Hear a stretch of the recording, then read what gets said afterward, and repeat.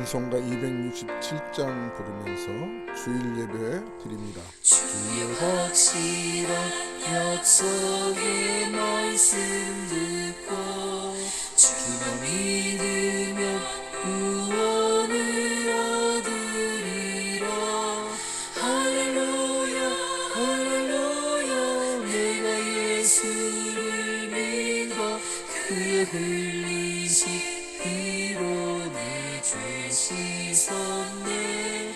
할렐루야 할렐루야. 내가 예수를 믿어 그의 흘리신 피로 내 죄 씻었네.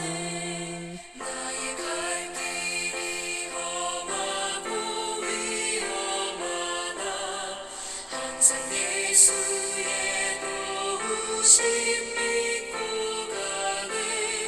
할렐루야 할렐루야. 내가 예수를 믿어 그의 흘리신 피로 내 죄 씻었네. 할렐루야 할렐루야. 내가 예수를 믿어 그의 흘리신 피로 내 죄 씻었네. 오늘 우리에게 주신 하나님 말씀 마가복음 16장 9절에서 13절 말씀까지 읽겠습니다. 예수께서 안식 후 첫날 이른 아침에 살아나신 후 전에 7 귀신을 쫓아내어 주신 막달라 마리아에게 먼저 보이시니 마리아가 가서 예수와 함께 하던 사람들이 슬퍼하며 울고 있는 중에 이 일을 알림해 그들은 예수께서 살아나셨다는 것과 마리아에게 보이셨다는 것을 듣고도 믿지 아니하니라.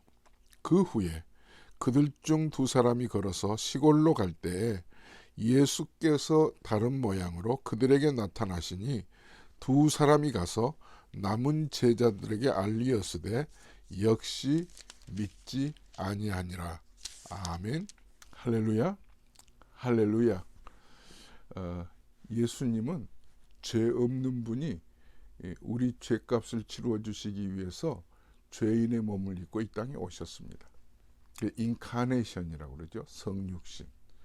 예수님이 이 땅에 오신 목적은 자기 생명을 많은 사람들의 대속물로 주러 오셨습니다. 사도 바울은 인카네이션을 빌립보서 2장 6절 이하에 이렇게 설명합니다. 그는 근본 하나님의 본체시나 하나님과 동등됨을 취할 것으로 여기지 아니하시고 오히려 자기를 비워 종의 형체를 가지사 사람들과 같이 나타나셨고 사람의 모양으로 나타나사 자기를 낮추시고 죽기까지 복종하셨으니 십자가에 죽으심이라. 이러므로 하나님이 그를 지극히 높여 하늘과 땅의 모든 권세를 주셨으니. 예수님은 우리의 죄값을 치르시기 위해서 온전히 희생하신 것입니다. 예수님은 십자가 지시고 마지막 그 영혼이 떠나가시기 전에 이 말씀을 하시죠. 다 이루었다. 내가 다 이루었다. 헬라어로는 테텔레스타이라. 내가 페이오프 했다는 거죠. 너희 죄값을 깨끗이 완벽하게 지불했다. 그러므로 우리는 그동안의 율법 아래, 죄 아래, 원수 아래, 마귀의 그 권세 아래서 허덕이며 살 수밖에 없었던 저희들이 예수 그리스도의 십자가를 통하여서 죄값을 씻음 받았습니다. 주의 보혈 능력이 있도다. 주의 피 믿으오. 아멘. 주의 보혈 능력이 있도다. 그렇습니다. 주님이 십자가상에서 흘려주신 그 피는 우리의 죄를 씻어주시는데 완벽합니다. 부족함이 없습니다. 그리고 그 죄 씻음은 영원합니다. 십자가를 통해서 우리를 죄를 씻어주신 그분께서는 죽음으로 마감하는 것이 아니라 이미 성경대로 내가 죽었다가 다시 3일 만에 살아나시겠다고 하는 그 말씀대로 살아나신 것입니다. 나는 부활이요 생명이니 나를 믿는 자는 죽어도 살겠고 무릇 살아서 믿는 자는 영원히 죽지 아니하니라. 이것을 내가 믿느냐? 네, 믿습니다. 우리는 예수님의 부활을 통하여서 내가 영원히 살 것을 우리는 믿는 것입니다. 이게 신앙이에요. 하늘로부터 내려온 참 양식이요 참 음료가 예수 그리스도이십니다. 이렇게 해서 하나님은 예수 그리스도를 통해서 구속을 성취하세요. 이루세요. 그런데 마가복음 16장 안에 보면 구속이 성취된 것처럼 보여지지 않고요. 오히려 예수님이 절망하실 수밖에 없는 일들을 저자 마가는 아주 구체적으로 기록해 놓고 있어요. 그 중에 보시면 예수님이 이제 부활하셔서 빈 무덤에 계실 때 천사가 막달라 마리아에게 그 찾아온 막달라 마리아와 살로메와 야고보의 어머니 마리아에게 너희들이 찾는 예수가 여기에 계시지 않고 저 갈릴리에 가셨다고 할 때 그들이 근심하면서 아무 말도 하지 못했다고 그랬어요. 왜 근심해야 되나요? 오히려 근심했던 그들의 얼굴이 펴져야 되고요. 맞아 말씀대로 살아나셨어. 이렇게 기뻐해야 될 텐데, 춤을 추듯 기뻐해야 될 텐데 그렇지를 않아요. 더군다나 이 예수님께서 부활 후 첫날 막달라 마리아에게 찾아갔어요. 막달라 마리아에게. 그래서 만나주세요. 향품을 가지고 갔다가 예수님 계시지 않는 빈 무덤을 보고 깜짝 놀라며 근심했던 막달라 마리아가 예수님을 만나잖아요. 면전에서 보게 되는 거예요.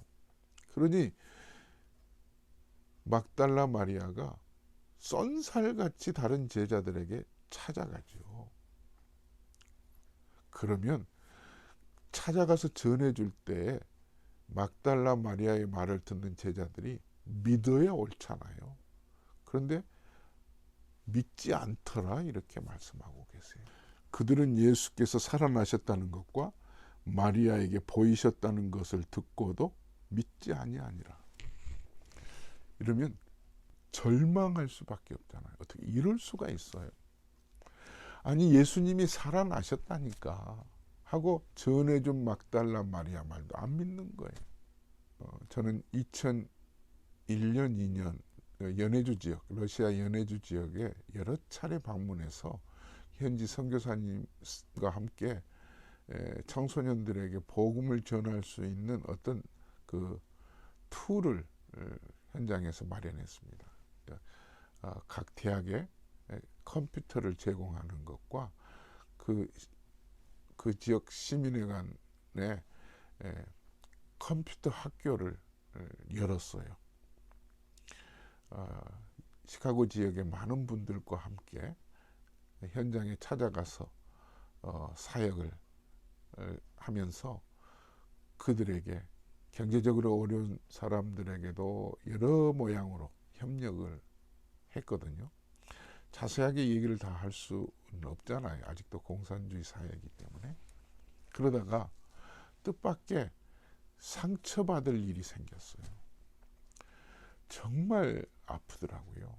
뭐라고 다 구체적으로 얘기를 하지는 못하지만 너무너무 큰 충격을 받았어요. 이럴 수 있을까?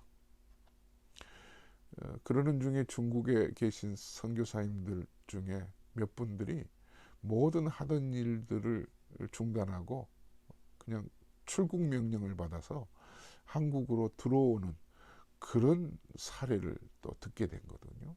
그분들도 어떻게 이럴 수가 있을까? 현지 사역자들에게도 상처를 받으시고 배신감을 또 갖게 되는 여러 가지 복잡한 이런 일들이 선교사님들에게 있으셨어요. 저에게도 있었고요. 이제는 그만둬야 되겠다. 이게 하나님이 원하시지 않는 일인가 보다. 그러다가 예수님께서 그 십자가 지시고 부활하신 후에 예수님의 부활을 믿지 않는 이런 제자들 때문에 낙심하셔야 될 텐데 예수님은 오히려 더 적극적이세요. 공격적으로 믿지 않는 그들을 찾아오라고 하시는 것이 아니라 찾아가세요. 기독교의 선교는 찾아가는 거예요. 예수님께서 이 땅에 처음 선교사로 오셨잖아요. 하늘 보좌 버리시고 사람의 몸으로 이 땅에 오신 게 선교사님들이 쓰시는 용어로 제1호 선교사. 선교는 찾아오는 거예요. 기독교는 인간들이 신을 찾아가는 게 아니고요. 하나님이 죄인인 우리를 찾아오시는 게 기독교예요. 할렐루야. 예수님이 부활하신 후에 믿지 않고 근심하고 그냥 문 틀어 잠궈 놓고 숨어 지내는 제자들, 그리고 오늘 본문에도 보면은 믿지 않고 있는, 그래서 고향으로 낙향하는 그들에게 예수님이 찾아가시는 장면이 오늘 12절에 이렇게 기록되고 있어요. 자, 12절 보시죠. 그 후에 그들 중 두 사람이 걸어서 시골로 갈 때 예수께서 다른 모양으로 그들에게 나타나시니. 이건 누가복음 24장에 좀 더 구체적으로 나오고 있죠. 엠마오로 가는 두 제자에게 예수님이 찾아가세요. 그들은 자기네들끼리 고향으로 낙향하면서 그동안에 예루살렘에서 있었던 일들을 서로 얘기를 나누는 중에 예수님이 다른 모양으로 부활하신 그 몸으로 그 두 제자들에게 찾아가시는 거예요. 자, 누가복음 24장의 말씀을 제가 이해를 돕기 위해서 이렇게 읽겠습니다. 13절이죠. 그들 중 둘이 예루살렘에서 25일이 되는 엠마오라는 마을로 가면서 이 모든 된 일을 서로 이야기하더라. 그들이 서로 이야기하며 문의할 때 예수께서 가까이 이르러 그들과 동행하시나 그들의 눈이 가려져서 그인 줄 알아보지 못하거늘.